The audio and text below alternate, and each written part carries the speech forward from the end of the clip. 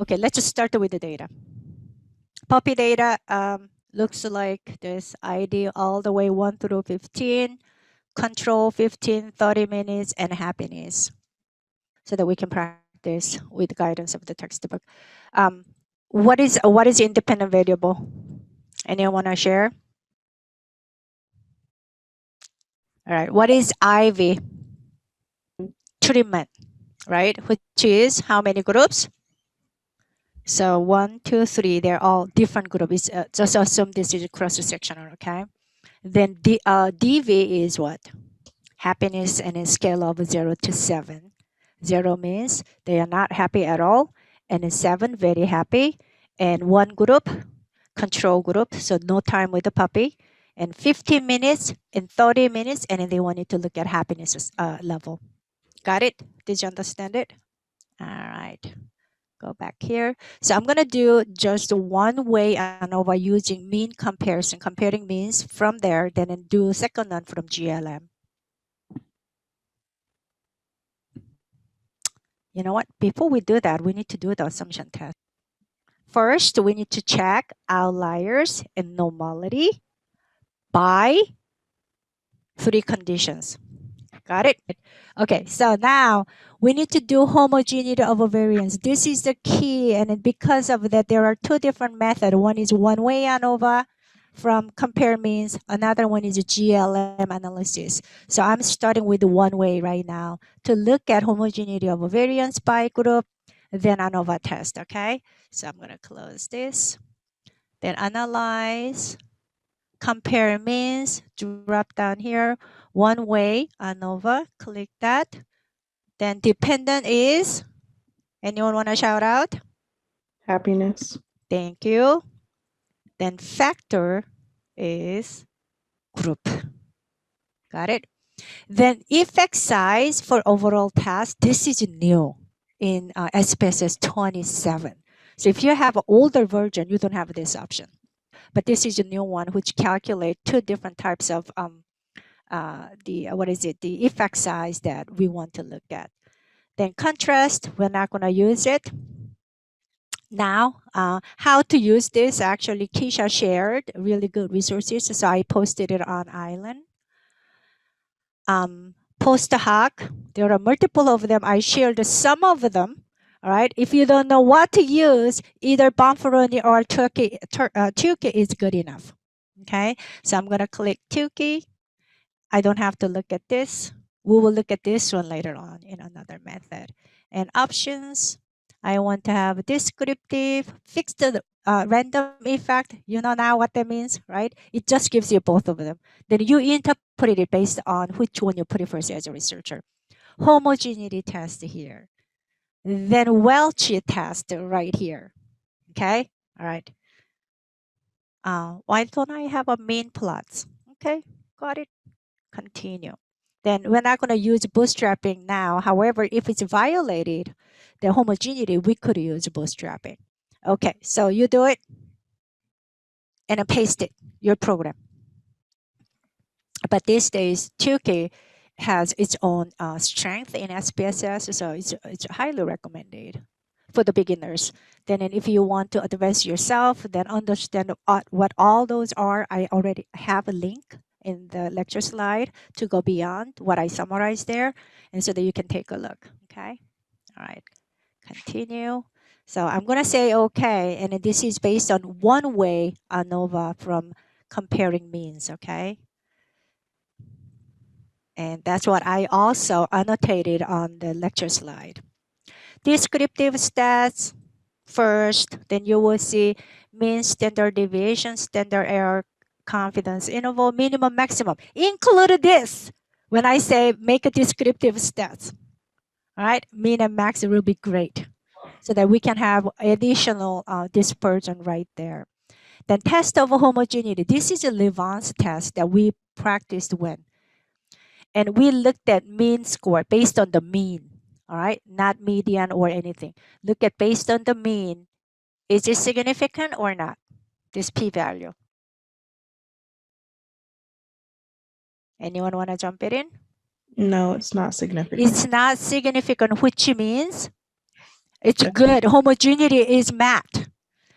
Okay, so it's a homogeneous data. If this one is significant, then we will need to read Wells's output, which I'm getting there. All right. So it's not significant now. It's safe to read. And over here, p-value 0.025, and there are group differences. We don't know which one to which yet, but p-value is below 0.05. If it's not significant, then it's safe to read ANOVA table. If it's significant, then we need to go all the way down to Wells's test output. Okay. All right. I actually put step by step on the lecture slide. Then effect size, eta square, is 46% explaining that dependent variable.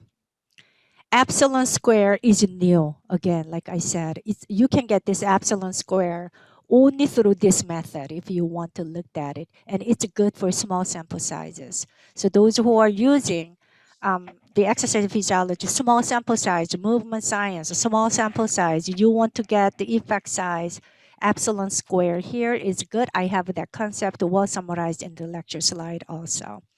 And SPSS just added this one to it, okay, to this analysis. All right, so now ANOVA is significant by what? P-value 0.025. Now we are looking at post hoc right here. Then it'll tell you control group is different significantly. No, because you don't see any abstract here. But it says control is significantly different by what? P-value at 0.05. Then I asked that little figures. So this is a figure came out.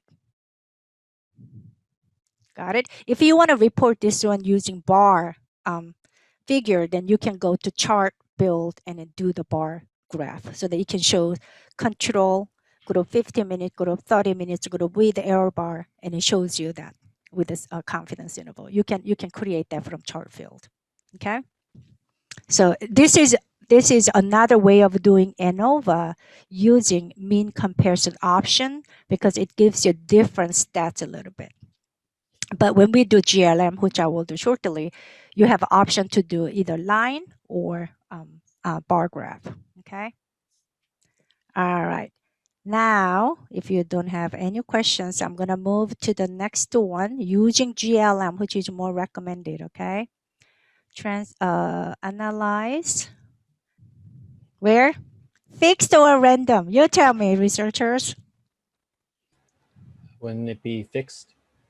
Yeah, fixed is better, right? It's. I mean, we cannot apply this one to 50 minutes, 45 minutes, or like that. We want to have exact numbers, exact treatment. So let's move that to fixed. That means okay. And happiness to dependent variable. Then covariates we're gonna learn right after this. Okay. All right. I am doing again. Okay, without contrast. General linear model, univariate, reset. All right, move your happiness, dependent variable, fixed. Model, we don't have to worry about it because it's a simple one-way ANOVA. Contrast, don't worry about it for now. Plots. Okay, I want to have a plots. Bar, include error bar, confidence interval. We don't need that reference grand mean anymore. Post hoc, move, Tuki, say okay. I'm not going to even click this too, okay? Continue, you will see it's much simpler. EM means I undo it because it comes back in ANCOVA. And save, we don't have any options. Option we want to have, effect size and homogeneity test. That's it. Continue and say okay. Other little extra ones, I actually put that on the lecture slide, okay? So again, between subject, sample size, descriptive, homogeneity, insignificant. So it is good, or now we're moving to between subject effect, which means what? ANOVA table. And you will see treatment right here, F value, p-value, partial eta square, degree of freedom. Significant. All right, let's look at the post hoc right here. Oh, based on the 2 key here. Okay. All right. Okay. Oh, it's significantly different. So 30 minutes, spending 30 minutes, they report greater level of happiness. How do we know that? Here, mean scores right here. 30 minutes, mean score of happiness 5.0, control 2.2. So it's significantly different. Other groups, there is no differences. Oh, okay. Now, how do we report? Up there, mean scores and the figures right here. Descriptive stats, mean scores, alpha values in your description. That's the way to report. All right. Those who wants to go a little bit advanced, the extras are on the PowerPoint, okay?